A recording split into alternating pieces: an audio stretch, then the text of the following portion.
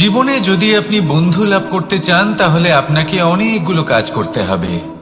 প্রথমে একজন যোগ্য পাত্র সন্ধান করতে হবে, তারপর তার সাথে সময় কাটাতে হবে, সুখ দুঃখে তার সাথে থাকতে হবে, তবে গিয়ে সে বন্ধু হবে। কিন্তু যদি আপনি শত্রু খুঁজতে চান তাহলে কোথাও যাওয়ার দরকার নেই, কারণ আপনার সব থেকে বড় শত্রু আর কোথাও নেই, আপনারই মনের মধ্যে, আপনার চেতনায় রয়েছে। ক্রোধ, মোহ, লোভ, কাম, মদ, মাৎসর্য।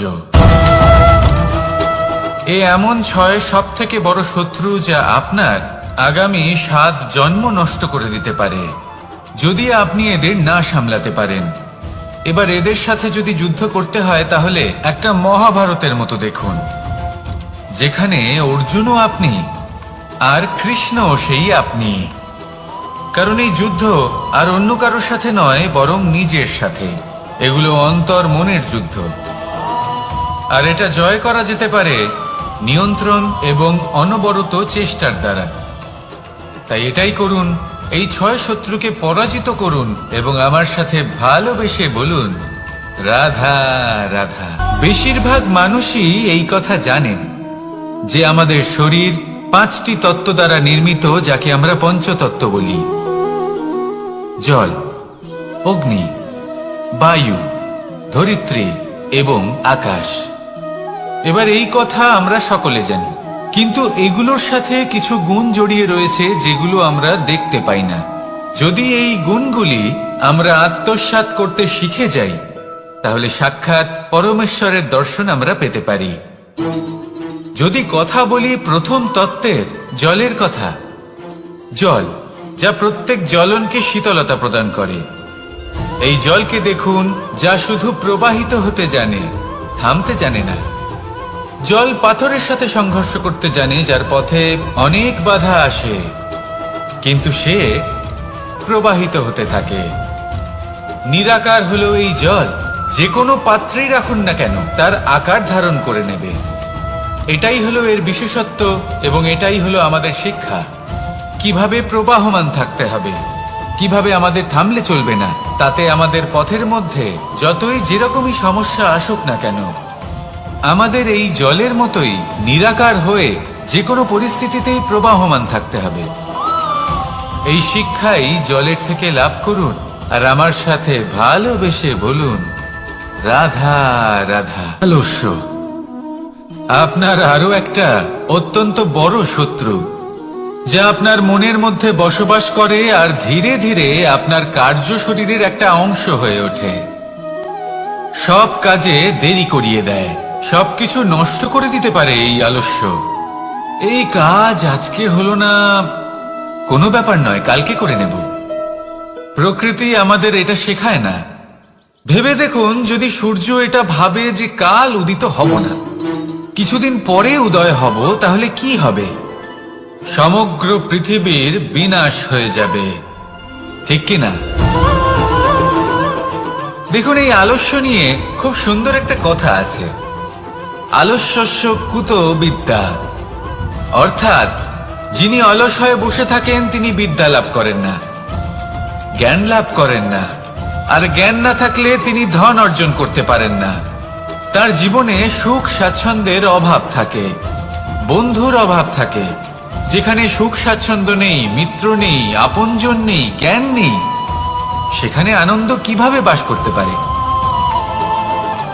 সেই জন্য কথায় আছে, যিনি কর্ম করেন তিনি এই সংসারে যে কোনো সুখ স্বাচ্ছন্দ্য ভোগ করতে পারেন। তাই কর্ম করুন, সময়কে সম্মান করুন, আর এই আলস্যের উপর বিজয় লাভ করুন। আর আমার সাথে ভালোবেসে বলুন, রাধা রাধা। পঞ্চতত্ত্বের মধ্যে দ্বিতীয় তত্ত্ব হল ধরণী, ভূমি, যাকে আমরা ধরণী মাতা বলি। এই ধরণী ধৈর্য ধারণ করে, আর এর উপরেই আমাদের সমগ্র সংসার নির্ভরশীল। কারণ এই ভূমি সহ্য ক্ষমতা রাখে, এর সহ্য ক্ষমতা হলো অপরিসীম। সন্তান যতই আঘাত প্রদান করুক না কেন প্রেম পূর্বক সহ্য করে, আর তার বদলে অমূল্য রত্ন প্রদান করে। সন্তান যদি হাল চালায় তাহলে তার বদলে তাকে অন্ন প্রদান করে। এটাই হলো ধরনী। এবার এর থেকে আমরা কি শিক্ষা পেতে পারি? এটাই যে কারোর জন্য কিছু করা বা কাউকে কিছু দেওয়া মনে কোনো কামনা ছাড়াই। আর এই কথাটা বুঝে যান, যদি কারোর জন্য কামনা না রেখে বা কোনো পাওয়ার আশা না রেখে কারোর জন্য কিছু করেন বা কারোকে কিছু দেন, যদি এটা আপনি শিখতে পারেন তবে আপনি ভালোবাসতে শিখে গেছেন। আর সেই জন্যই এই ধরিত্রীকে মাতা বলা হয়। কারণ মাতা শুধু উনি নন যিনি গর্ভে সন্তানকে ধারণ করেন, মাতা তো উনিও যিনি জীবন বাঁচতে শেখান, যিনি জীবন বাঁচার উদাহরণ প্রদান করেন।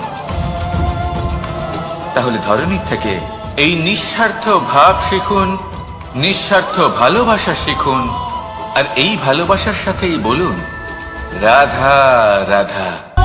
বায়ু পঞ্চতত্ত্বের মধ্যে তৃতীয় তত্ত্ব। কেউ একে সমীর বলে, আবার কেউ একে পবন বলে। প্রথম কথা হলো এটাই যে এই বায়ু আমাদের জীবন দান করে প্রতিদিন, প্রত্যেক মুহূর্তে। এই বায়ুর কারণেই আমরা নিঃশ্বাস নিতে পারি, জীবিত থাকতে পারি। এই বায়ুই হলো সেই যা সকল মেঘেদের একত্রিত করে একটি স্থানে আর বর্ষা ঘটায়। আর এই বর্ষার কারণেই এই ধরিত্রীতে অন্ন উৎপন্ন হয়। এই বায়ুকে দেখুন, কখনো এতটা সৌম্য যে আপনার কোনোই তফাৎ বোধ হয় না, আর কখনো কখনো এমন রূপ ধারণ করে ফেলে যে অনেক বড় বড় পর্বতের আকার পর্যন্ত বদলে ফেলে।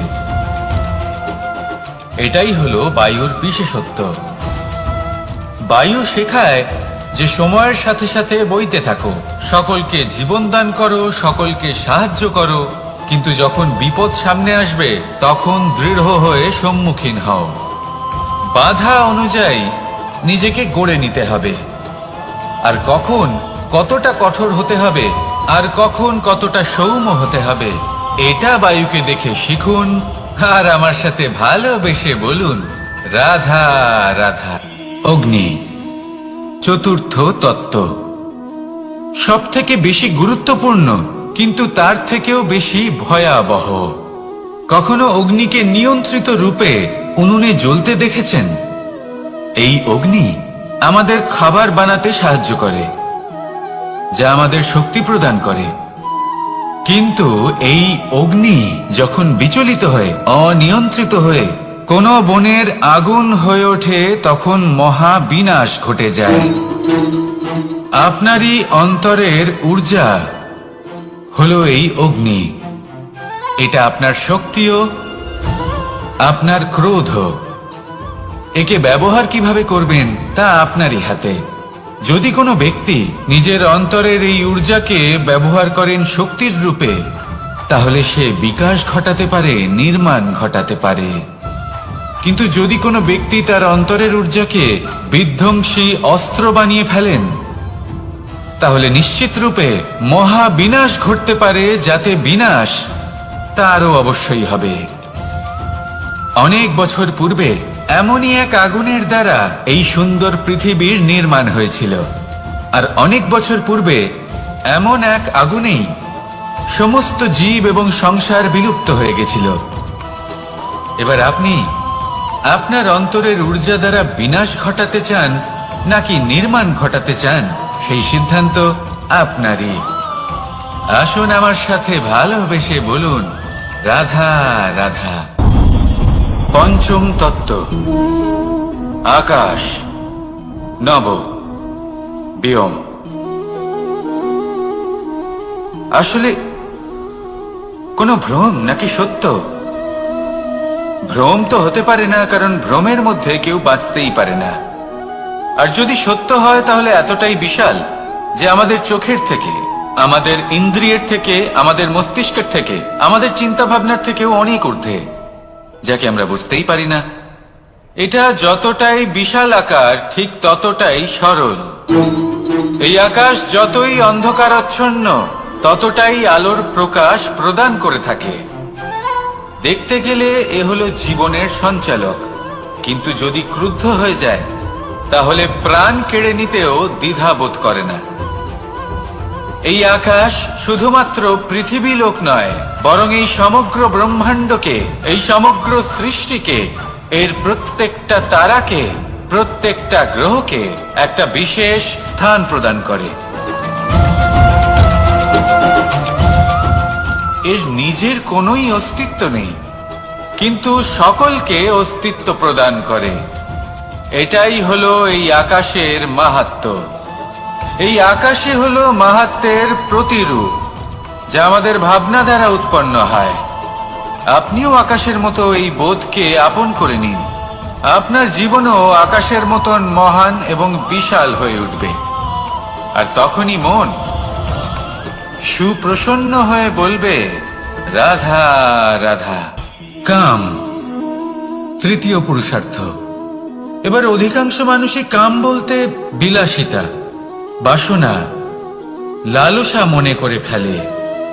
আসলে এমন কিছুই নয়। কামের বাস্তবিক অর্থ কি?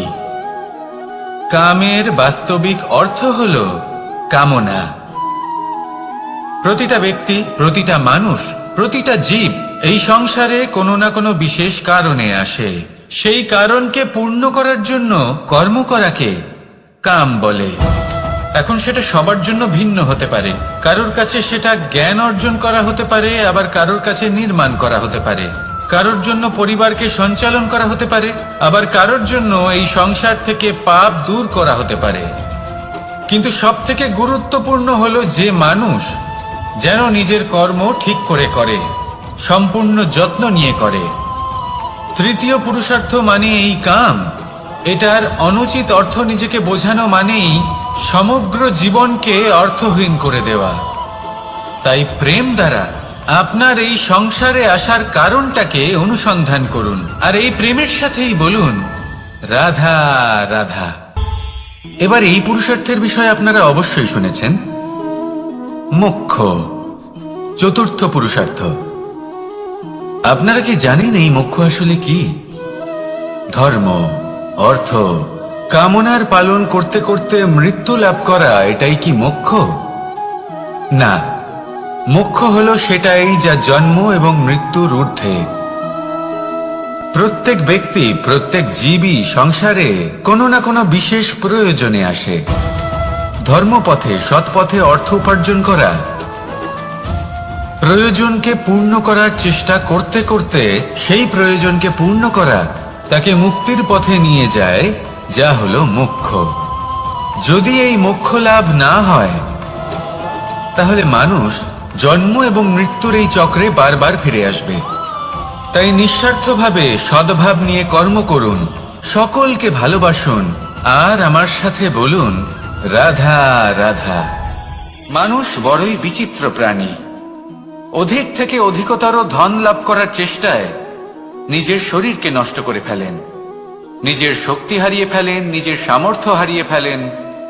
আর যে ধন লাভ করেন সেটা কোথায় যায়? সেই শক্তি, সেই সামর্থ্যকে আবার ফিরে পাওয়ার জন্য। আর কিছু মানুষ জীবন এমন ভাবে যাপন করেন যেন তা কখনোই শেষ হবে না, কিন্তু শেষ তো সবারই হবে। আর যখনই শেষটা কাছে চলে আসে তখন মানুষ এটা বুঝতে পারেন যে সে জীবনকে উপভোগ করেননি। তার কারণটা কি? লালসা। এই লালসা জন্ম দেয় লোভকে, আর এই লোভ জন্ম দেয় আপনারই বিনাশকে। সেই জন্য আজ আপনার কাছে যা কিছু আছে, যেমনটা আছে, তার সাথে জীবন যাপন করুন, পূর্ণরূপে যাপন করুন। আপনার কাছে যতই ধন, শক্তি, মান থাকুক, তা সবার মধ্যে ভাগ করতে শিখুন। ভাগ করলে ভালোবাসা বাড়ে, আর এই ভালোবাসা দ্বারা জীবন আরো সুখময় হয়ে ওঠে। তাহলে আসুন আর আমার সাথে ভালোবেসে বলুন, রাধা রাধা। মন, জীবনে যখনই কোনো বস্তু বা সুখ স্বাচ্ছন্দ্য অধিক মাত্রায় আপনার কাছে চলে আসে, তখন নিজেকে শ্রেষ্ঠ মনে করার একটা প্রবণতা দেখা যায়। যা হয় আত্মবিশ্বাসে পরিণত হয়, নয়তো অহংকারে। এবার আত্মবিশ্বাস আর অহংকারের মধ্যে অনেক বড় পার্থক্য রয়েছে। আমি এটা করতে পারি, আমি ওটাও করতে পারি, এ হলো আত্মবিশ্বাস।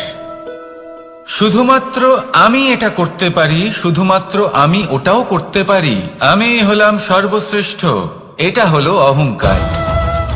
এবার এই অহংকার এর ধ্বনি অনেক দূর প্রবাহিত হয়, আর এর প্রহার সর্বপ্রথম আপনাকে বিপর্যস্ত করে।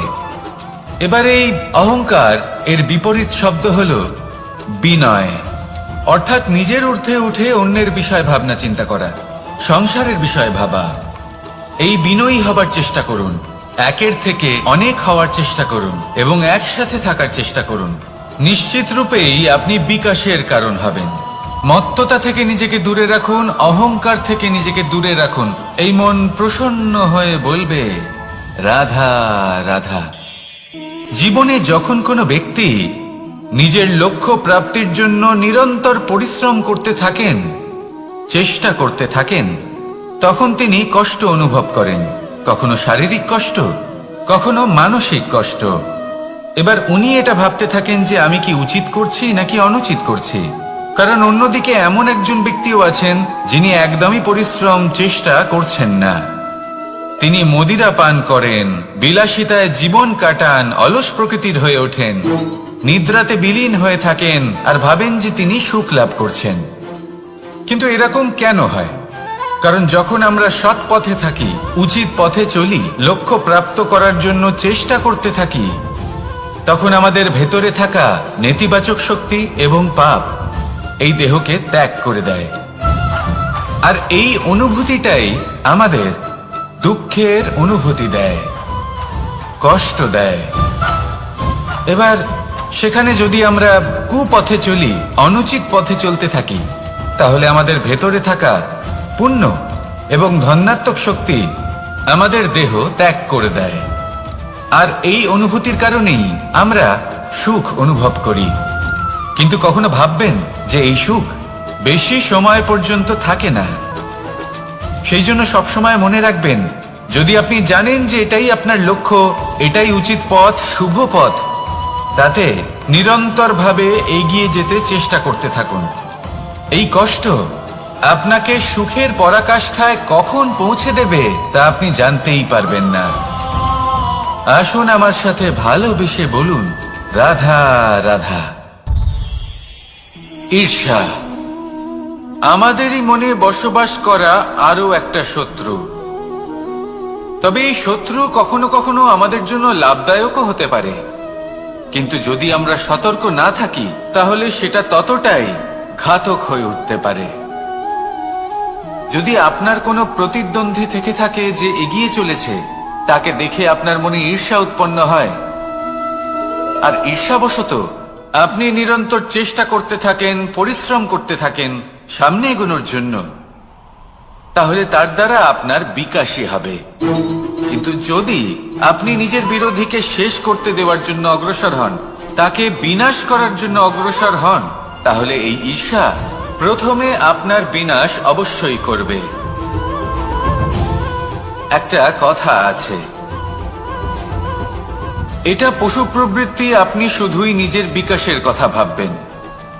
তিনিই হলেন প্রকৃত মানুষ, যিনি অন্য মানুষের জন্য প্রাণও দিতে পারেন।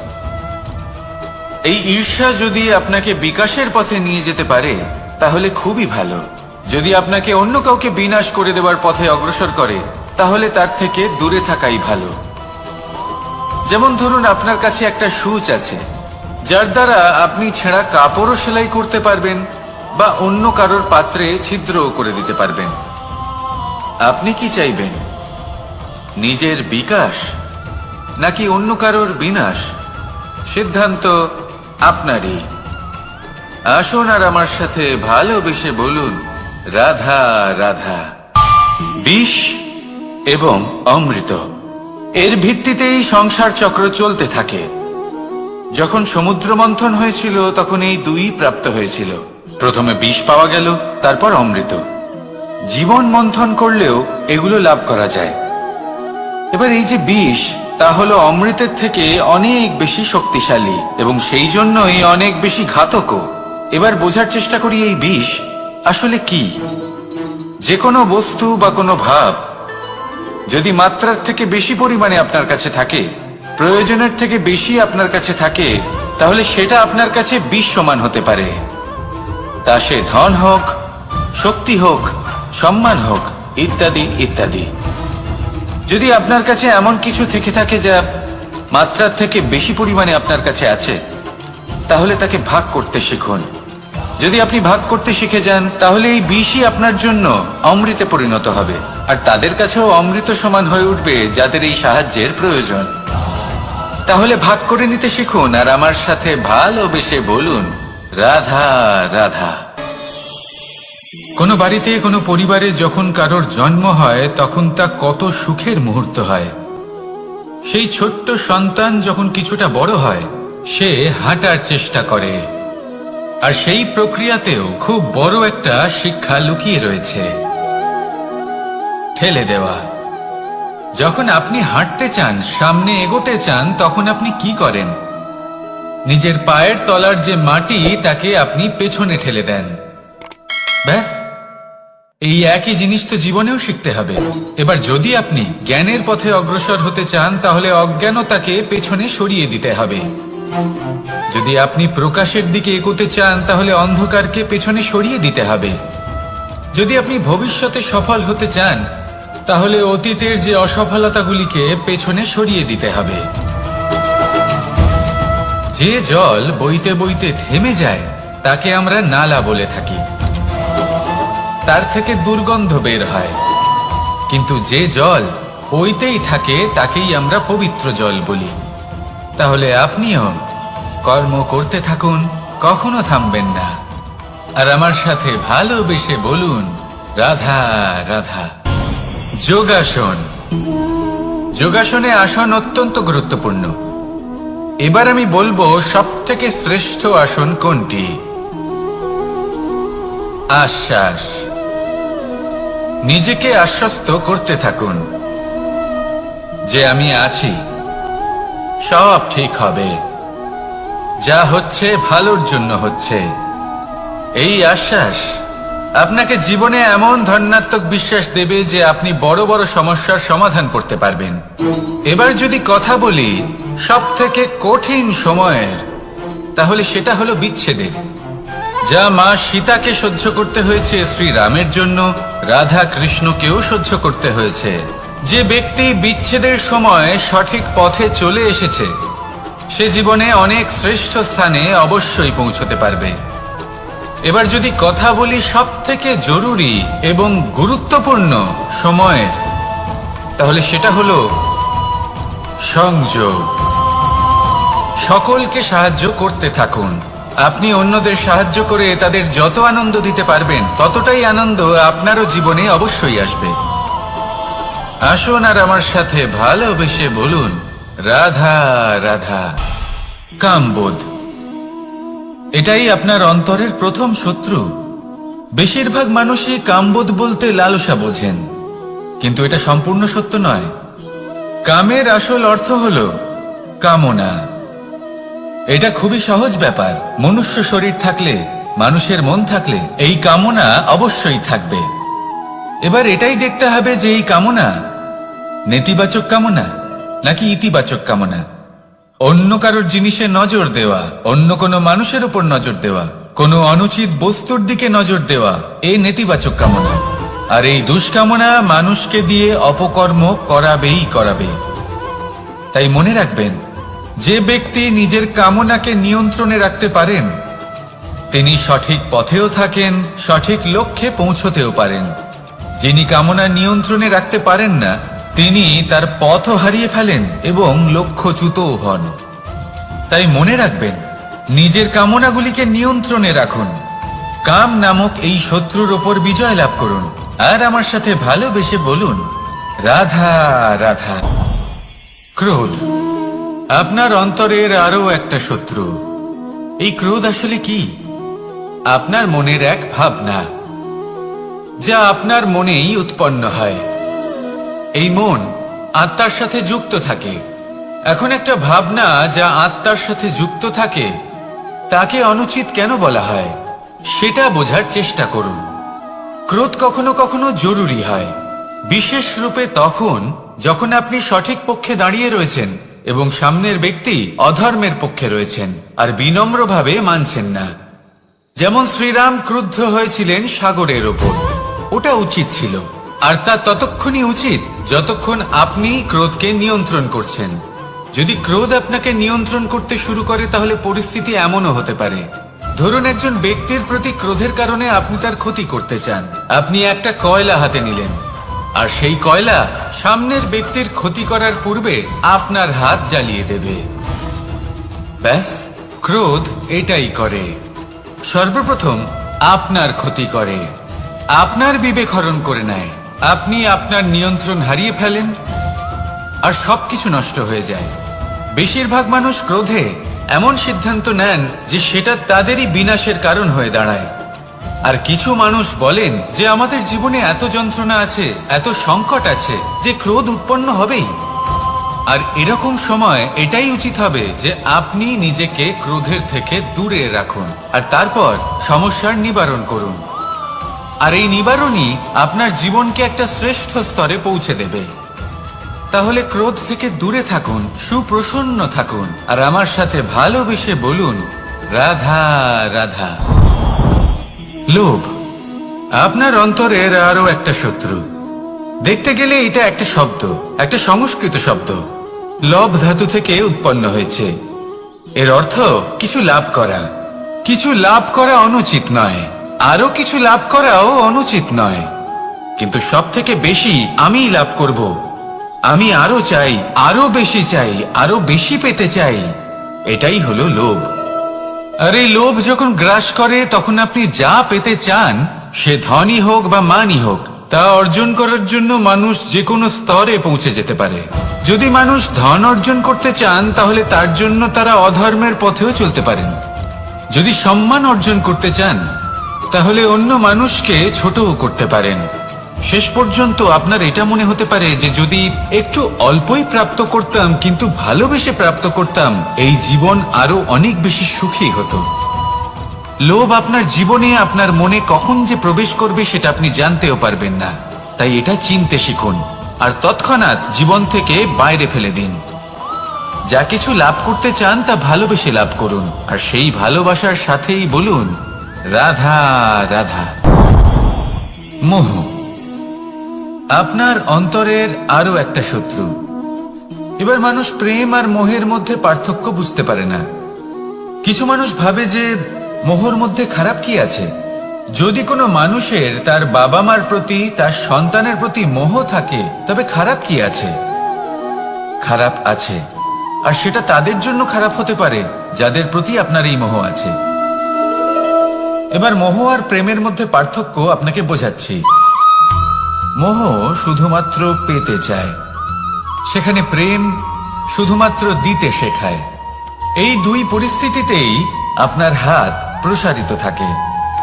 মোহের ক্ষেত্রে কোনো বস্তু বা কোনো ব্যক্তিকে লাভ করার জন্য, আর প্রেমে শুধুই প্রদান করার জন্য। মোহর বশে আপনার পায়ে বাঁধন পড়ে যেতে পারে। যদি মাতা পিতার তার সন্তানের প্রতি মোহ থাকে তাহলে তারা তাদের সন্তানকে কখনো দুঃখে, চিন্তায়, যন্ত্রণায় দেখতেই পারবে না। সেই জন্য তারা সন্তানকে বেঁধে রাখতে চান একটা সুরক্ষিত ক্ষেত্রে, যেখান থেকে না তারা সংসারকে দেখতে পায়, না পরখ করতে পারে, না কিছু শিখতে পারে, না বিকট পরিস্থিতির সম্মুখীন হতে পারে। ঠিক যে কারণে তারা দুর্বল হয়ে পড়ে, অজ্ঞানী হয়ে ওঠে। তাদের বিকাশ সেখানেই স্তব্ধ হয়ে যায়, আর সেখানে প্রেম শুধুমাত্র বিকাশের পথে নিয়ে যায়। মা বাবা যদি সন্তানকে ভালোবাসেন তাহলে তাকে ছেড়ে দেন যে যাও সংসারকে দেখো, পরখ করো আর শেখো। কিভাবে এর সাথে লড়াই করতে হবে সেটা নিজে শেখো। নিজের শক্তি নিজেই বাড়িয়ে তোলো, নিজের পথ চয়ন করো। সেই জন্য এই মোহর শিকল ভেঙে ফেলুন আর প্রেমকে আপন করে নিন। আর এই প্রেম দ্বারাই বলুন, রাধা রাধা।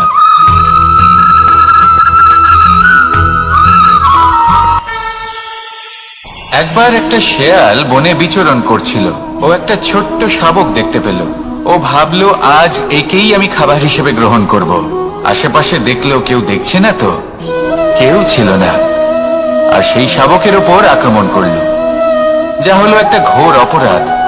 বনের নিয়ম অনুসারে আপনি কখনোই শাবকের উপর আক্রমণ করতে পারেন না।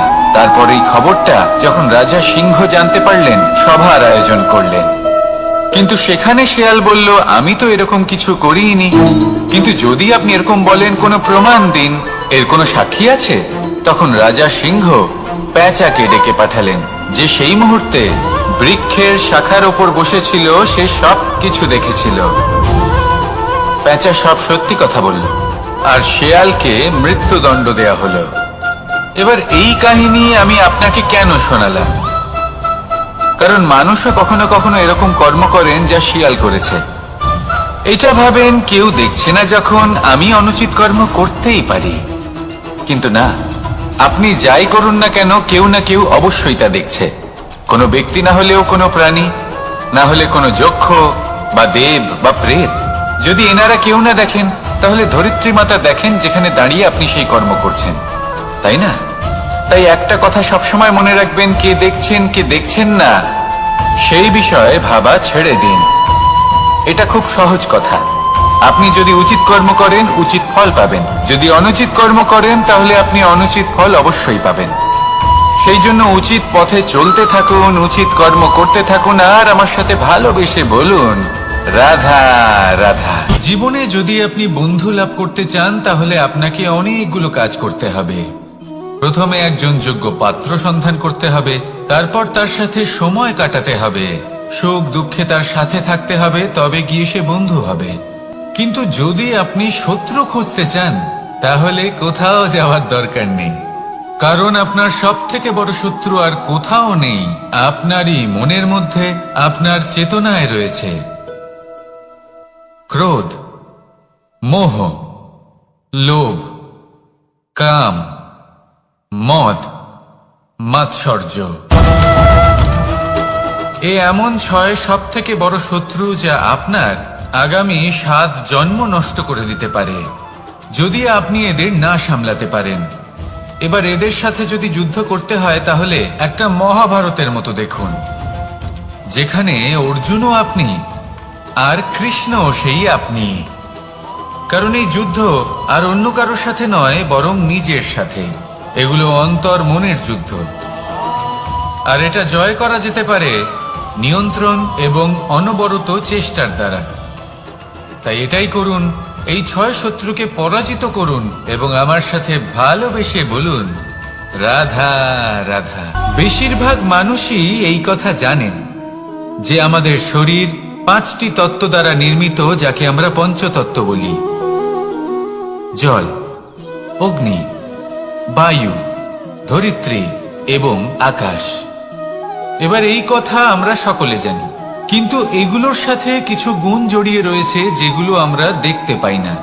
যদি এই গুণগুলি আমরা আত্মসাৎ করতে শিখে যাই, তাহলে সাক্ষাৎ পরমেশ্বরের দর্শন আমরা পেতে পারি। যদি কথা বলি প্রথম তত্ত্বের, জলের কথা, জল যা প্রত্যেক জ্বলনকে শীতলতা প্রদান করে। এই জলকে দেখুন, যা শুধু প্রবাহিত হতে জানে, থামতে জানে না। জল পাথরের সাথে সংঘর্ষ করতে জানে, যার পথে অনেক বাধা আসে, কিন্তু সে প্রবাহিত হতে থাকে। নিরাকার হলো এই জল, যে কোনো পাত্রেই রাখুন না কেন, তার আকার ধারণ করে নেবে। এটাই হলো এর বিশেষত্ব, এবং এটাই হলো আমাদের শিক্ষা। কিভাবে প্রবাহমান থাকতে হবে, কিভাবে আমাদের থামলে চলবে না, তাতে আমাদের পথের মধ্যে যতই যেরকমই সমস্যা আসুক না কেন, আমাদের এই জলের মতোই নিরাকার হয়ে যে কোনো পরিস্থিতিতেই প্রবাহমান থাকতে হবে। এই শিক্ষাই জলের থেকে লাভ করুন, আর আমার সাথে ভালোবেসে বলুন, রাধা রাধা। আলস্য আপনার আরো একটা অত্যন্ত বড় শত্রু, যা আপনার মনের মধ্যে বসবাস করে আর ধীরে ধীরে আপনার কার্য শরীরের একটা অংশ হয়ে ওঠে। সব কাজে দেরি করিয়ে দেয়, সবকিছু নষ্ট করে দিতে পারে এই আলস্য। এই কাজ আজকে হলো না, কোনো ব্যাপার নয়, কালকে করে নেব। প্রকৃতি আমাদের এটা শেখায় না। ভেবে দেখুন, যদি সূর্য এটা ভাবে যে কাল উদিত হব না, কিছুদিন পরে উদয় হব, তাহলে কি হবে? সমগ্র পৃথিবীর বিনাশ হয়ে যাবে, ঠিক কিনা? দেখুন, এই আলস্য নিয়ে খুব সুন্দর একটা কথা আছে, আলস্যস্য কুত বিদ্যা। অর্থাৎ যিনি অলস হয়ে বসে থাকেন তিনি বিদ্যা লাভ করেন না, জ্ঞান লাভ করেন না, আর জ্ঞান না থাকলে তিনি ধন অর্জন করতে পারেন না। তার জীবনে সুখ স্বাচ্ছন্দ্যের অভাব থাকে, বন্ধুর অভাব থাকে। যেখানে সুখ স্বাচ্ছন্দ্য নেই, মিত্র নেই, আপনজন নেই, জ্ঞান নেই, সেখানে আনন্দ কিভাবে বাস করতে পারে? সেই জন্য কথায় আছে, যিনি কর্ম করেন তিনি এই সংসারে যে কোনো সুখ স্বাচ্ছন্দ্য ভোগ করতে পারেন। তাই কর্ম করুন, সময়কে সম্মান করুন, আর এই আলস্যের উপর বিজয় লাভ করুন। আর আমার সাথে ভালোবেসে বলুন, রাধা রাধা। পঞ্চতত্ত্বের মধ্যে দ্বিতীয় তত্ত্ব হল ধরণী, ভূমি, যাকে আমরা ধরণী মাতা বলি। এই ধরণী ধৈর্য ধারণ করে, আর এর ওপরেই আমাদের সমগ্র সংসার নির্ভরশীল। কারণ এই ভূমি সহ্য ক্ষমতা রাখে, এর সহ্য ক্ষমতা হল অপরিসীম। সন্তান যতই আঘাত প্রদান করুক না কেন, প্রেম পূর্বক সহ্য করে, আর তার বদলে অমূল্য রত্ন প্রদান করে। সন্তান যদি হাল চালায়, তাহলে তার বদলে তাকে অন্ন প্রদান করে। এটাই হলো ধরণী। এবার এর থেকে আমরা কি শিক্ষা পেতে পারি? এটাই যে কারোর জন্য কিছু করা বা কাউকে কিছু দেওয়া মনে কোনো কামনা ছাড়াই। আর এই কথাটা বুঝে যান, যদি কারোর জন্য কামনা না রেখে বা কোনো পাওয়ার আশা না রেখে কারোর জন্য কিছু করেন বা কারোকে কিছু দেন, যদি এটা আপনি শিখতে পারেন, তবে আপনি ভালোবাসতে শিখে গেছেন। আর সেই জন্যই এই ধরিত্রীকে মাতা বলা হয়। কারণ মাতা শুধু উনি নন যিনি গর্ভে সন্তানকে ধারণ করেন, মাতা তো উনিও যিনি জীবন বাঁচতে শেখান, যিনি জীবন বাঁচার উদাহরণ প্রদান করেন। তাহলে ধরণীর থেকে এই নিঃস্বার্থ ভাব শিখুন, নিঃস্বার্থ ভালোবাসা শিখুন, আর এই ভালোবাসার সাথেই বলুন, রাধা রাধা। বায়ু পঞ্চতত্ত্বের মধ্যে তৃতীয় তত্ত্ব। কেউ একে সমীর বলে, আবার কেউ একে পবন বলে। প্রথম কথা হলো এটাই যে এই বায়ু আমাদের জীবন দান করে প্রতিদিন, প্রত্যেক মুহূর্তে। এই বায়ুর কারণেই আমরা নিঃশ্বাস নিতে পারি, জীবিত থাকতে পারি। এই বায়ুই হলো সেই যা সকল মেঘেদের একত্রিত করে একটি স্থানে আর বর্ষা ঘটায়। আর এই বর্ষার কারণেই এই ধরিত্রীতে অন্ন উৎপন্ন হয়। এই বায়ুকে দেখুন, কখনো এতটা সৌম্য যে আপনার কোনোই তফাৎ বোধ হয় না, আর কখনো কখনো এমন রূপ ধারণ করে ফেলে যে অনেক বড় বড় পর্বতের আকার পর্যন্ত বদলে ফেলে। এটাই হলো বায়ুর বিশেষত্ব। বায়ু শেখায় যে সময়ের সাথে সাথে বইতে থাকো, সকলকে জীবন দান করো, সকলকে সাহায্য করো, কিন্তু যখন বিপদ সামনে আসবে তখন দৃঢ় হয়ে সম্মুখীন হও। বাধা অনুযায়ী নিজেকে গড়ে নিতে হবে, আর কখন কতটা কঠোর হতে হবে আর কখন কতটা সৌম্য হতে হবে, এটা বায়ুকে দেখে শিখুন। আর আমার সাথে ভালোবেসে বলুন, রাধা রাধা। অগ্নি চতুর্থ তত্ত্ব, সব থেকে বেশি গুরুত্বপূর্ণ কিন্তু তার থেকেও বেশি ভয়াবহ। কখনো অগ্নিকে নিয়ন্ত্রিত রূপে উনুনে জ্বলতে দেখেছেন? এই অগ্নি আমাদের খাবার বানাতে সাহায্য করে, যা আমাদের শক্তি প্রদান করে। কিন্তু এই অগ্নি যখন বিচলিত হয়ে, অনিয়ন্ত্রিত হয়ে কোন বনের আগুন হয়ে ওঠে, তখন মহা বিনাশ ঘটে যায়। আপনারই অন্তরের ঊর্জা হলো এই অগ্নি। এটা আপনার শক্তিও, আপনার ক্রোধও। একে ব্যবহার কিভাবে করবেন তা আপনারই হাতে। যদি কোনো ব্যক্তি নিজের অন্তরের এই ঊর্জাকে ব্যবহার করেন শক্তির রূপে, তাহলে সে বিকাশ ঘটাতে পারে। দুঃখ কি, ভয় কি, এদের কিছুটা এইভাবে ভাবা যেতে পারে। জীবনে যখনই আপনি কিছু একটা লাভ করবেন, তখন সেটা হারানোর ভয় তার সাথেই চলে আসে। যেমন আপনি যদি ধন অর্জন করেন, ধন হারানোর ভয় তার সাথেই চলে আসে। সম্পত্তি অর্জন করলে সেটা লুট হবার ভয় তার সাথেই চলে আসে। আর এটা জীবনের সাথেও হয়। যেই মুহূর্তে আপনি জন্ম নেন, মৃত্যুর ভয় তার সাথেই চলে আসে। জন্ম না নিলে মৃত্যু কিভাবে হবে? মৃত্যুর ভয় কোথা থেকে আসবে? এবার এই ভয় কি সেটা আপনাকে বুঝিয়ে বলি। এই ভয় যদি মনের মধ্যে থাকে, জীবনে থাকে, তাহলে যা কিছু লাভ করবেন, সুখ, সম্পত্তি, সুবিধা, ধন, এইগুলি লাভ করার একটা আনন্দ থাকে। এদের সাথে জীবনযাপন করার একটা আনন্দ থাকে। এই ভয় সেই আনন্দ আপনার থেকে কেড়ে নেয়। ধরে নিন কাল আপনার মৃত্যু হতে চলেছে। এবার কালকের মৃত্যুর ভয় আজই মনে পুষে রাখলে, তাহলে এই ভয় আজকের সুখ, আজকের শান্তি আপনার থেকে কেড়ে নেবে। ভয় এটাই করে। সেই জন্য মনে রাখবেন, ভয়ের সঙ্গ আপনি ত্যাগ করে দিলে জীবন যাপনের যে সুখ তা চিরকাল আপনার সাথে থাকবে।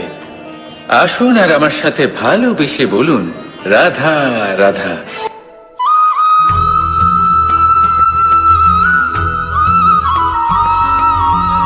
নারী জন্মসূত্রে কারোর কন্যা, ধর্মসূত্রে কারোর পত্নী, আর কর্মসূত্রে কারোর মা। আমাদের মনে এই ছবি আঁকা রয়েছে একজন নারীকে নিয়ে, তাই না?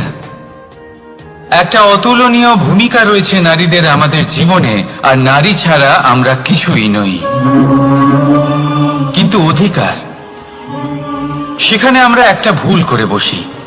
যখন নারী একজন কন্যা থাকে, যখন সে জন্ম নেয়, তখন তার উপর অধিকার থাকে তার পিতার। আর তারপর যখন বিয়ে হয়ে যায়, তখন তার অস্তিত্বের উপর অধিকার থাকে তার স্বামীর। আর যখন তিনি মা হন, তখন নিজেই তিনি জীবনের সমস্ত অধিকার দিয়ে দেন তার সন্তানকে। কিন্তু আমরা কি কখনো এটা ভেবেছি, এই জীবন হলো তার নিজের? যে নারী সবার কল্যাণ করছেন, তার জীবনের অধিকারও তার কাছেই থাকা উচিত, তাই না? তার নিজের জীবনের সিদ্ধান্ত সে নিজেই নিতে পারেন, নিজেই নিজের ভাগ্যের রচয়িতা হতে পারেন। আর এর জন্য আমাদের নিজেদের পাল্টাতে হবে, দৃষ্টিভঙ্গি পাল্টাতে হবে। কারণ এই ধারণা সেটা আজ বা কালকের ব্যাপার নয়, এটা ঘটে চলেছে বহু বছর ধরে, আর চলতেই থাকবে যদি আমরা এটা না বদলাই। আর এটা তখনই সম্ভব হবে যখন আমরা নিজেদের মধ্যে পরিবর্তন আনব। তাই আজকের পর থেকে, এই মুহূর্ত থেকে, কোনো নারীর ওপর অকারণ অধিকার স্থাপনের আগে সহস্রবার ভেবে দেখবেন। কারণ যখন নারী নিজের অধিকার কেড়ে নিতে বাধ্য হবেন, তখন শুধু এবং শুধুমাত্র বিনাশই ঘটবে। রাধা রাধা।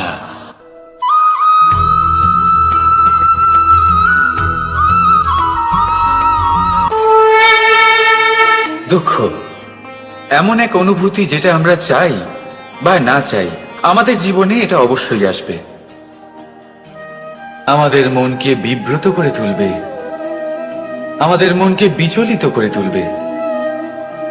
কখনো ভেবে দেখেছেন এই দুঃখ আমাদের জীবনে কেন আসে, কিভাবে আসে? যদি আপনি মন দিয়ে চিন্তা করেন, তাহলে আপনি বুঝতে পারবেন যে এই দুঃখের অনুভূতি পরিস্থিতির থেকে বেশি মানসিকতার থেকে বেশি আশেপাশের লোকজনের সাথে জড়িয়ে। কারণ আশেপাশের লোকজনেরাই আপনার জন্য পরিস্থিতি তৈরি করেন, যা ভালোও হতে পারে আবার খারাপ। আপনার আশেপাশের লোকজনেরাই আপনার মানসিকতাকে প্রভাবিত করে, হয় তাকে ভালো করে অথবা খারাপ করে। আমাদের জীবনের অর্ধেক দুঃখ এই কারণে যে আমরা তাদের উপরে আশা রাখি যাদের উপরে কোনো আশা রাখা উচিত নয়, আর অর্ধেক দুঃখ এই কারণে যে আমরা তাদের উপরে সন্দেহ করি যাদের উপর সেটা করা উচিত নয়। তাৎপর্য এটাই যে মানুষকে চেনার চেষ্টা করতে থাকুন।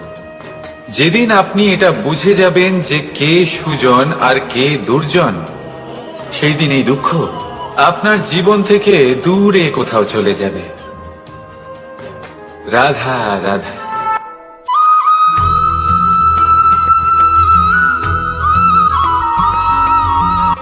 প্রেম এই সংসারে এসেছিল এই সংসারকে প্রেমের শিক্ষা দেওয়ার জন্য, এই জীবনের সুখের অনুভূতি আসলে কি তা শেখানোর জন্য। কিন্তু যদি সত্যি কথা বলি, তো আমি নিজেই প্রতিদিন প্রেমের নতুন নতুন স্বরূপ দেখতে পাই। প্রেমের একটা নতুন অনুভূতি প্রত্যেক নতুন দিনে। আর তার কারণ হলো এই প্রেম অনন্ত, এ হলো দৈব। প্রেম হলো এই সংসারের সব থেকে বড় ঢাল এবং সব থেকে বড় অস্ত্র। এই প্রেম ছাড়া না কোনো ন্যায় হয় আর না কোনো শাস্ত্র, না জীবন আছে আর না অন্ত। এবার যদি এই প্রেম মনের মধ্যে বাস করতে শুরু করে, তাহলে কখনো কোনো সমস্যাই হবে না। আর যদি হয়েও থাকে, তাহলে তা স্থায়ী হবে না। এই প্রেম কি না করতে পারে? এই প্রেম সমস্ত সমস্যা মিটিয়ে ফেলতে পারে। আপনার মনের মধ্যে অহংকারকেও বিনাশ করে দিতে পারে। আপনাকে সাক্ষাৎ ঈশ্বরের সাথে দেখা করাতে পারে। তাই প্রেমের দ্বারা প্রয়াস করতে থাকুন। এই সংসারের প্রত্যেক মানুষকে, প্রত্যেক বস্তুকে, প্রত্যেক জীব জন্তুকে ভালোবাসবেন। আর এই প্রেমের দ্বারাই বলুন রাধা রাধা।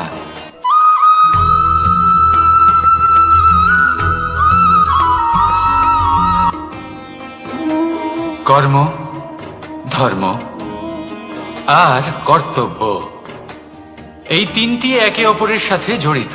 আর অনেক সময় এই তিনটি পালন করতে করতে আমাদের সেই ব্যক্তির সামনে গিয়ে দাঁড়াতে হয়, তার বিরুদ্ধেই যেতে হয়, যাকে আমরা সব থেকে বেশি ভালোবাসি। কিন্তু সেইখানে এই যুদ্ধ কোনো ব্যক্তিগত যুদ্ধ থাকে না। এ হলো কর্ম, ধর্ম আর কর্তব্যের যুদ্ধ।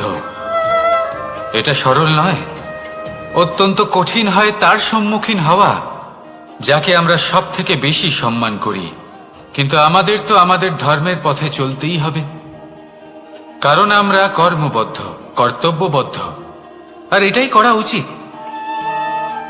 শুধু এটুকু মনে রাখবেন, যদি আপনার উদ্দেশ্য শুভ হয়, আপনার ভাবনা শুভ হয়, আপনি যদি কর্ম, ধর্ম আর কর্তব্যের পথে অগ্রসর হন, তাহলে এই প্রক্রিয়াতে যদি আপনাকে আপনার আরাধ্যেরও সামনে দাঁড়াতে হয়, তাহলেও আপনার কোনো ক্ষতি হবে না।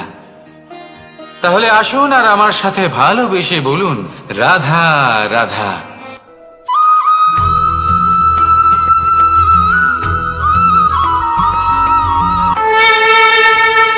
আপনি কি কখনো কোনো জলের ধারা দেখেছেন? তার সামনে যতই মাটি থাকুক না কেন, যতই কাদা থাকুক না কেন, যখন এই জলের ধারা বইতে আরম্ভ করে দেয়, তখন এই কাদাকে নিজেই ধুয়ে নিয়ে যায়। ওই কাদাকে ধুয়ে দেয় এবং নিজের পথ নিজেই তৈরি করে নেয়। তাহলে আপনিও এরকম জলের মতো হয়ে উঠুন। যদি হয়ে উঠতে পারেন, তাহলে নিজের মনে, নিজের ভাবনার, নিজের জীবনের যত অনাবশ্যক তত্ত্ব আছে, অনুপযোগী অংশ রয়েছে, অর্থাৎ অপরিষ্কার অংশ রয়েছে, তা নিজে থেকেই নির্মল হয়ে উঠবে। আর যেরকম জলের ধারা কখনো থেমে থাকে না, সব সময় বয়ে চলে, সেইভাবে আপনিও কখনোই থামবেন না। সবসময় বয়ে চলুন, এগোতে থাকুন।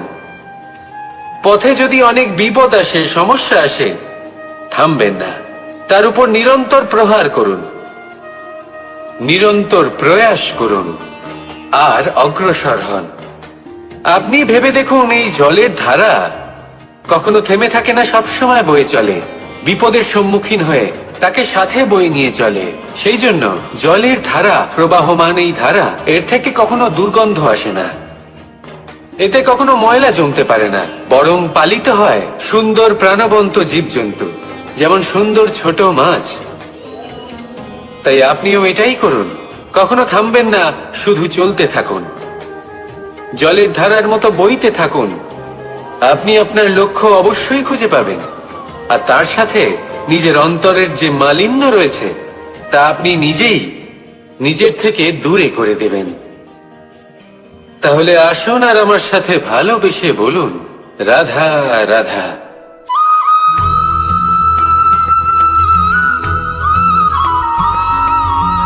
আমরা যে মানুষকে চাই, যাকে আমরা ভালোবাসি, তাকে একটা উপহার অবশ্যই দিতে চাই। এমন এক উপহার যা ওনার ভালো লাগবে, যা শ্রেষ্ঠ হবে, অতি প্রিয় হবে, বহুমূল্য হবে, বা বলতে পারেন মূল্যবান হবে। তাই আমরা কি করি? আমরা বাজারে যাই, তার জন্য স্বর্ণ, আভূষণ, হিরে, মুক্ত এইসব নিয়ে আসি। কিন্তু এটাই কি সর্বশ্রেষ্ঠ উপহার? কখনোই না। সর্বশ্রেষ্ঠ উপহার হলো স্বাধীনতা, তাকে নিজের মনের মতো বাঁচার স্বাধীনতা। যদি আপনি কাউকে স্বাধীনতা না দিতে পারেন, তাহলে সে কোথাও না কোথাও বন্দী হয়ে যায়, তার বিকাশ কোথাও না কোথাও আটকে যায়। কিন্তু যদি আপনি কাউকে স্বাধীনতা দিতে পারেন, তাহলে আপনি দেখবেন ও সমস্ত সংসারকে, এই জীবনকে নিজের দৃষ্টিভঙ্গি দিয়ে দেখবে, বুঝবে যে কোনটা হলো উচিত আর কোনটা হলো অনুচিত, আর এটাই হলো সর্বশ্রেষ্ঠ। আর এবার যদি কাউকে স্বাধীনতার মাধ্যমে এত বড় একটা শক্তি দিতে পারেন, তাহলে আপনি আমাকে বলুন, এর থেকে বড় উপহার আর কি হতে পারে? আসুন আর আমার সাথে ভালোবেসে বলুন, রাধা রাধা।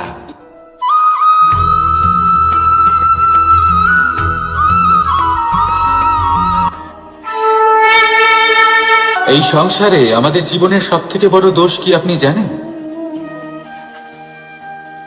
কেউ বলবেন লোভ, কেউ বলবেন লালসা, কেউ বলবেন অসত্য।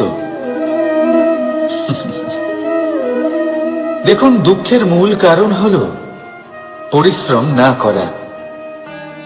কিছু মানুষ ভাবেন যে আমি জীবনে কোনো পরিশ্রম করব না, অথচ আমি সবকিছু প্রাপ্ত করতে চাই।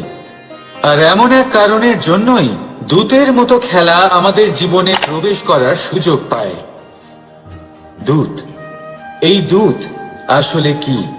দূত অর্থাৎ কোনো পরিশ্রম ছাড়াই অন্য কেউ পরিশ্রম করে যা অর্জন করেছেন, যে সুখ সুবিধা অর্জন করেছেন, তা নিজের জন্য শুধুমাত্র একটা খেলার মাধ্যমে নিজের করে নেওয়ার ইচ্ছে। আর এই ইচ্ছে অত্যন্ত বিনাশকারী হতে পারে। এই ইচ্ছে যদি আপনার বিবেক, আপনার মন, আপনার চেতনা, আপনার ভাবনা প্রবাহিত করে ফেলে, তারপরে আপনি চেষ্টা করতে শুরু করে দেবেন, আর সেইখান থেকেই আপনার পতন শুরু হবে।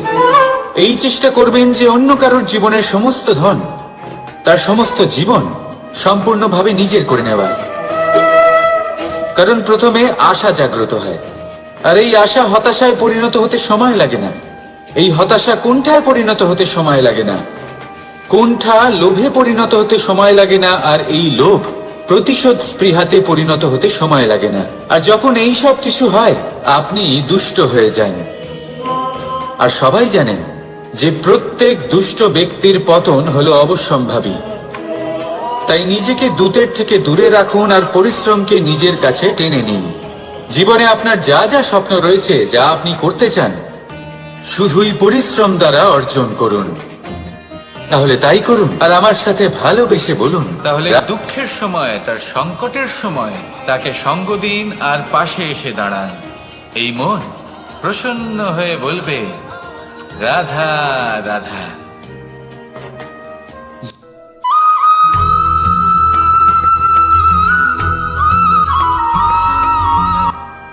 জীবনে এমন কিছু কাজ রয়েছে যা আপনাকে একাই করতে হয়, আর এমন কিছু কাজ রয়েছে যা আপনাকে একসাথে মিলে করতে হয়, একজোট হয়ে, সঙ্গবদ্ধ হয়ে।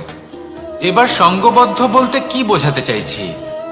আমি তাদের কথা বলছি না যারা বাস্তবিকভাবে একে অপরের সাথে কাজ করেন। আমি তাদের কথা বলছি যারা একে অপরের থেকে দূরে থেকেও একে অপরকে বিশ্বাস করেন। আমি আগেও বলেছিলাম, সমস্ত বিশ্বের আশা বিশ্বাসেই বসবাস করে, তাই না? তাই যেখানে সমস্ত বিশ্ব আছে, সমস্ত সংসার আছে, সেইখানেই বিশ্বাস রয়েছে। তাই আপনার আশেপাশে এমন দল সঙ্গবদ্ধ করুন যাদের আপনার ওপর বিশ্বাস আছে আর যাদেরকে আপনি বিশ্বাস করতে পারেন। তাহলে আসুন আর আমার সাথে ভালোবেসে বলুন, রাধা রাধা।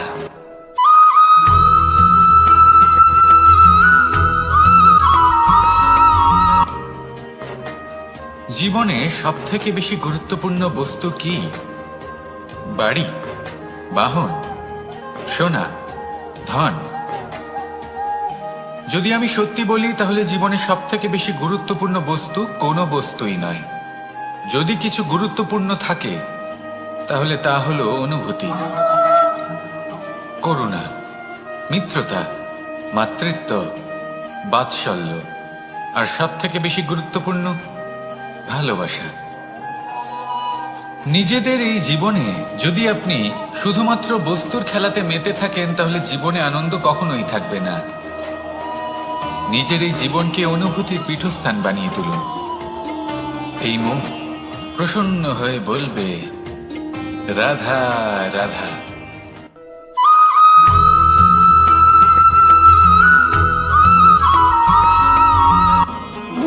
আপনি কখনো কোনো সাধারণ পাখি দেখেছেন? যেমন বাবুই। সে কি করে? সে কোনো গাছের ডালে নিজের বাসা বানায়।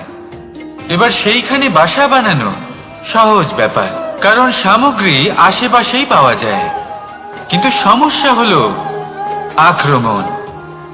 কোনো সাপ বা অন্য কোনো পশু ওর বাসাতে ওর সন্তানদের উপর না আক্রমণ করে বসে, এই ভয়ে তার সব সময় থাকে। আর এটা সব থেকে কঠিন ব্যাপার এদের জন্য, নিজের বাসায় নিজের সন্তানদের সুরক্ষা। আর বাজ পাখি, যদি আমরা বাজের কথা বলি তাহলে তারা কি করে? বাজ পাখি কোনো উঁচু পাহাড়ের শিখরে, কোনো পাথরের খাঁজে নিজের বাসা তৈরি করে। এবার ওখানে বাসা বানানো একেবারেই সহজ ব্যাপার নয়, কারণ সামগ্রী আশেপাশে পাওয়া যায় না, দূর থেকে নিয়ে আসতে হয়। কিন্তু সেইখানে আক্রমণের ভয়ও কখনোই থাকে না। এইভাবে উচিত রূপে ও নিজের বাসা রক্ষা করতে পারে, নিজের সন্তানদের রক্ষা করতে পারে। এর সারমর্ম হলো এটাই, যদি সমস্যা বড় হয় তাহলে সমাধানও উচ্চমানের হওয়া উচিত। একটা বাজ পাখির মতো ভাবা আরম্ভ করে দিন। জীবনে যে কোনো সমস্যা ছোট মনে হবে। রাধা রাধা।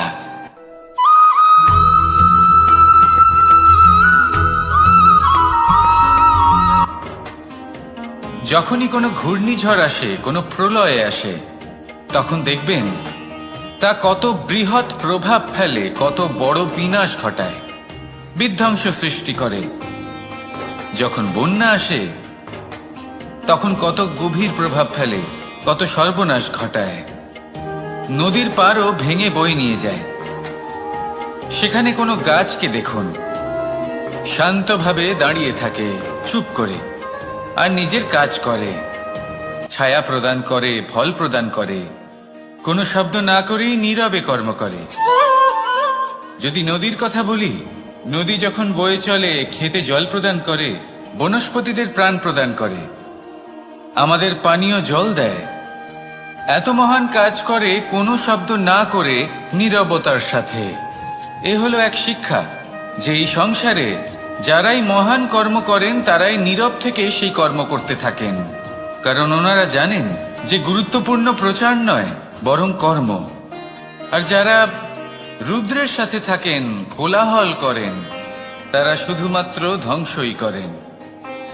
এবার আপনি মৌন থেকে শুধুমাত্র কর্ম করে মহান হতে চান, নাকি রুদ্রের সাথে থেকে বিধ্বংস ঘটাতে চান? সিদ্ধান্ত আপনারই। আসুন আর আমার সাথে ভালোবেসে বলুন, রাধা রাধা।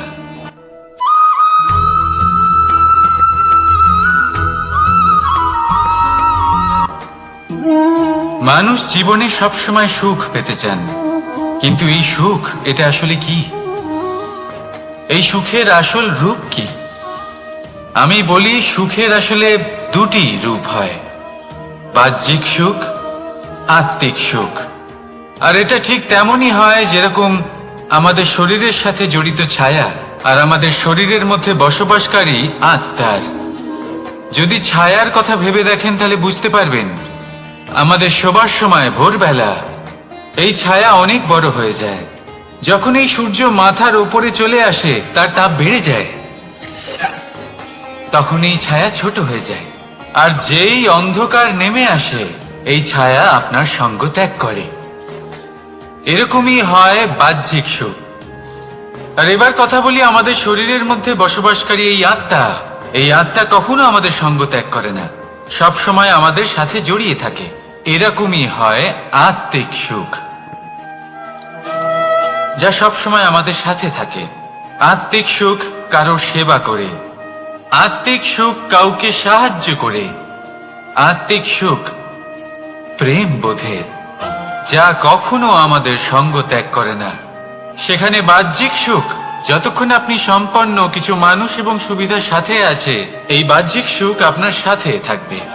সম্পন্নতা চলে গেলে, মানুষজন চলে গেলে, সুখ সুবিধা চলে গেলে বাহ্যিক সুখও চলে যায়।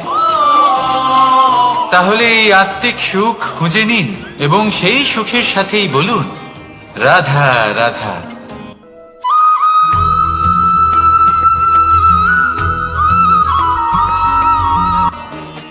আপনি জীবনে কি হবেন সেটা আপনার পরিশ্রম, আপনার নিরন্তর প্রয়াস আর আপনার নির্বাচিত দিশার উপর নির্ভর করে না। এটা নির্ভর করে আপনার সঙ্গতির উপরেও। এই সঙ্গতি যা হলো অত্যন্ত গুরুত্বপূর্ণ। প্রকৃতিও আমাদের এটাই শেখায় বিভিন্ন উদাহরণ দিয়ে। যদি আপনাকে একটা উদাহরণ দিই, কখনো বাতাসের প্রবাহ লক্ষ্য করবেন। এই বাতাসের প্রবাহ যখন কোনো পুষ্পকে স্পর্শ করে, সেও সুগন্ধে পরিপূর্ণ হয়ে যায়। এই বাতাসের প্রবাহ যখন কোনো নালীর উপর দিয়ে প্রবাহিত হয়, তখন সেও সুগন্ধহীন হয়ে যায়। এই সঙ্গতির প্রভাব যা মানুষকে কোথা থেকে কোথায় নিয়ে যেতে পারে আপনি জানতেও পারবেন না। এ হলো সঙ্গতির প্রভাব, যেখানে চানার সাথে গুড়ও মিশে যেতে পারে। এ হলো সঙ্গতিরই প্রভাব, যেখানে একটা সাধারণ পাথর স্বর্ণের সাথে মিশে গিয়ে একটা রত্নে পরিণত হতে পারে। তাই এই সঙ্গতির বিষয়ে বিশেষ খেয়াল রাখবেন। আপনি কার সাথে মিশছেন, কি বলছেন, কি শিখছেন, আপনার অস্তিত্বের উপর তাদের কি প্রভাব পড়ছে সব লক্ষ্য করবেন। আর আমার সাথে ভালোবেসে বলবেন রাধা রাধা।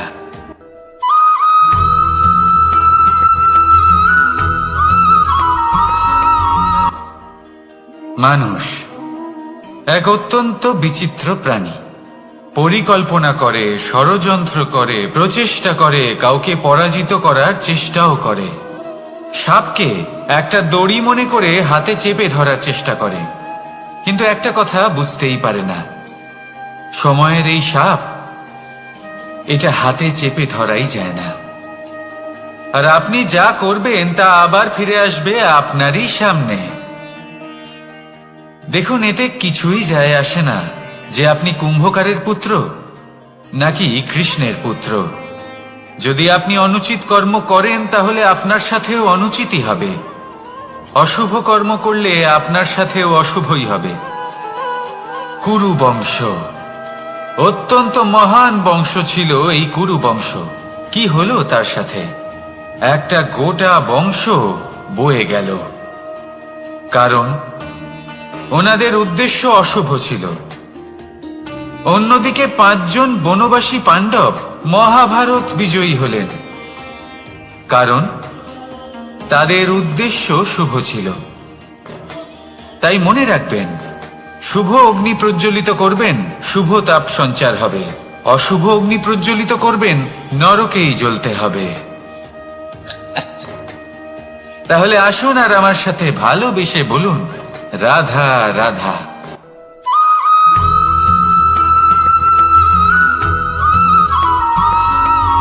অগ্নি চতুর্থ তত্ত্ব, সব থেকে বেশি গুরুত্বপূর্ণ কিন্তু তার থেকেও বেশি ভয়াবহ। কখনো অগ্নিকে নিয়ন্ত্রিত রূপে উনুনে জ্বলতে দেখেছেন? এই অগ্নি আমাদের খাবার বানাতে সাহায্য করে, যা আমাদের শক্তি প্রদান করে। কিন্তু এই অগ্নি যখন বিচলিত হয়ে, অনিয়ন্ত্রিত হয়ে কোন বনের আগুন হয়ে ওঠে, তখন মহা বিনাশ ঘটে যায়। আপনারই অন্তরের ঊর্জা হলো এই অগ্নি।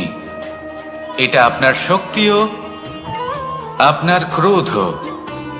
একে ব্যবহার কিভাবে করবেন তা আপনারই হাতে। যদি কোনো ব্যক্তি নিজের অন্তরের এই ঊর্জাকে ব্যবহার করেন শক্তির রূপে, তাহলে সে বিকাশ ঘটাতে পারে, নির্মাণ ঘটাতে পারে। কিন্তু যদি কোনো ব্যক্তি তার অন্তরের ঊর্জাকে বিধ্বংসী অস্ত্র বানিয়ে ফেলেন, তাহলে নিশ্চিত রূপে মহা বিনাশ ঘটতে পারে, যাতে বিনাশ তারও অবশ্যই হবে। অনেক বছর পূর্বে এমনই এক আগুনের দ্বারা এই সুন্দর পৃথিবীর নির্মাণ হয়েছিল। আর অনেক বছর পূর্বে এমন এক আগুনেই সমস্ত জীব এবং সংসার বিলুপ্ত হয়ে গেছিল। এবার আপনি আপনার অন্তরের ঊর্জা দ্বারা বিনাশ ঘটাতে চান নাকি নির্মাণ ঘটাতে চান, সেই সিদ্ধান্ত আপনারই। আসুন আমার সাথে ভালোবেসে বলুন, রাধা রাধা।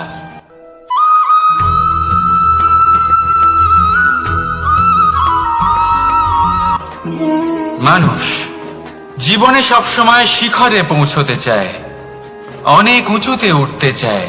আর তার জন্য তারা কি না করে, পরিকল্পনা করে, ষড়যন্ত্র করে, প্রার্থনা করতে থাকে, আবার কারোর কাছে সাহায্যও চায়। কিন্তু এত কিছু করা সত্ত্বেও অনেক সময় মানুষ শিখরে পৌঁছতে পারে না। যদি পৌঁছেও যায় তাও খুব তাড়াতাড়ি নিচে নেমে আসে। এর কারণ কি? একটা উদাহরণ দিয়ে বোঝানো যাক। এই হলো ময়ূর পেখম, আর এই হলো পাথর। যদি এই পেখমকে হাওয়ায় ছুঁড়ে দিই তবে ও উড়তে থাকে, কিন্তু এই পাথর অতি শীঘ্রই মাটিতে নেমে আসে। এর কারণ কি? ভার। এই পাথর হলো ভারী, আর এই শিক্ষাই আমাদের গ্রহণ করতে হবে। ঠিক এইভাবেই যদি আমাদের মন দ্বন্দ্ব আর অহংকার দ্বারা পরিপূর্ণ হয়ে থাকে, তাহলে তা কখনোই শিখরে পৌঁছবে না। পৌঁছে গেলেও খুব শীঘ্রই মাটিতে নেমে আসবে। তাই এই মনকে হালকা করতে শিখুন, অহংকারকে, এই হিংসাকে ত্যাগ করুন। তারপর উঁচুতে উড়ে তো দেখুন কত উঁচুতে উড়তে পারবেন আপনি। আসুন আমার সাথে ভালোবেসে বলুন, রাধা রাধা।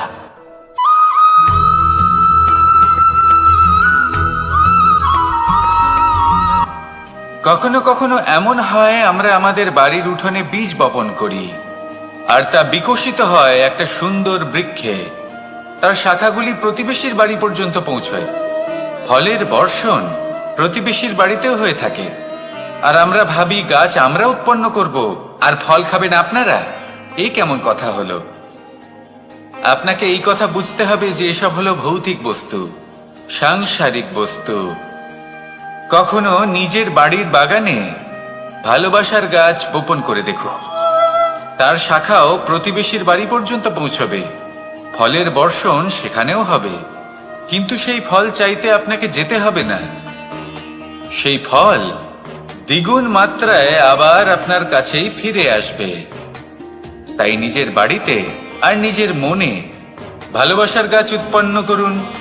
এই জীবন প্রসন্ন হয়ে বলবে, রাধা রাধা।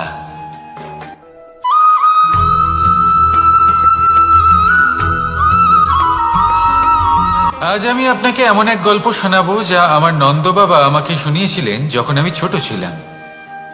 কাহিনী একজন সাধু আর একজন বিছের। একবার এক সাধু নদীর পাড়ে স্নান করছিলেন। উনি দেখলেন যে জলের প্রবাহে একটা বিছে ভেসে যাচ্ছে। তার প্রাণ বাঁচানোর জন্য উনি তাকে তুলে নদীর পাড়ে রাখার চেষ্টা করলেন, কিন্তু যেই সেই বিছেকে উনি হাতে তুললেন, সেই বিছে ওনাকে কামড়ে দিল। সাধু আবার চেষ্টা করলেন, সেই বিছেকে হাতে নেওয়াতে সে আবার তাকে কামড়ে দিল। আরো একবার চেষ্টা করাতে ওনার শিষ্য ওনাকে জিজ্ঞেস করলো, এ আপনি কি করছেন গুরুদেব? এসব কি হচ্ছে? আপনি তারই প্রাণ বাঁচানোর চেষ্টা করছেন যে আপনাকে কামড়ে দিচ্ছে। গুরুদেব উত্তর দিলেন যে ও বিছে হয়েই নিজের কর্ম করছে, নিজের প্রবৃত্তি, নিজের ব্যবহার বদলাচ্ছে না।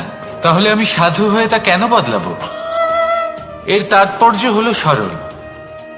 যে সংসারে কিছু মানুষ আছেন যারা হয়তো খারাপ, দুষ্ট প্রকৃতির, আর হয়তো তারা কখনোই বদলাবেন না, কখনোই কোনো পরিবর্তন আসবে না। কিন্তু তার মানে এই নয় যে আমরা আমাদের কর্ম করা ছেড়ে দিই, আমরা আমাদের প্রচেষ্টা ছেড়ে দেব। আগে না, আমাদের তো করতেই হবে, কারণ ইতিহাস সাক্ষী আছে যে এই চেষ্টা এই সংসারের ধারাকেও বদলে দিতে পারে। তাহলে আপনিও আসুন আর আমার সাথে ভালোবেসে বলুন, রাধা রাধা।